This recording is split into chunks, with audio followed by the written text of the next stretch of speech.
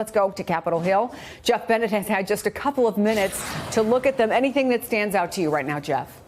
A lot stands out, Chris. Really? And to refresh, yes, and to refresh people's memories, Fiona Hill was the Russia director at the National Security Council. And the reason why her testimony was important is because she is the one who told Congress that Rudy Giuliani and Gordon Sondland circumvented the National Security Council and the normal White House process to pursue this shadow foreign policy on Ukraine. She also says that the two of them sidestepped John Bolton, who at the time, as you well know, was the National Security Advisor. We had reported that. The transcript adds in a number of crucial details. So she says here in her testimony that there was a meeting on July 10th. I'll come back to why July 10th is important. Okay. But she says this: Ambassador Bolton, John Bolton, immediately stiffened and ended this July 10th meeting with Ukrainian officials after Ambassador Sondland blurted out that we have an agreement with the Chief of Staff in this case would be Mick Mulvaney, that we have an agreement with Mick Mulvaney for a meeting if these investigations in the energy sector start. I'll put this all into context.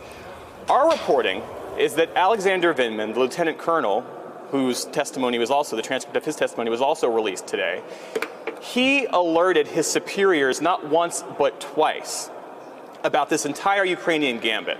Once, after the phone call on July 25th. But prior to that, after this meeting that Fiona Hill testifies about on July 10th, because in his view, this offer, these comments from Gordon Sondland were so deeply concerning. So Fiona Hill testifies to that as well. And she says that Bolton was so concerned about it.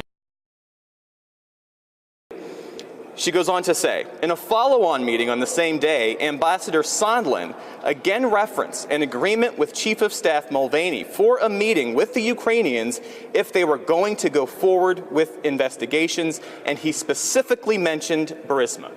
So this speaks to that quid pro quo, to that bribery plot, to the shakedown.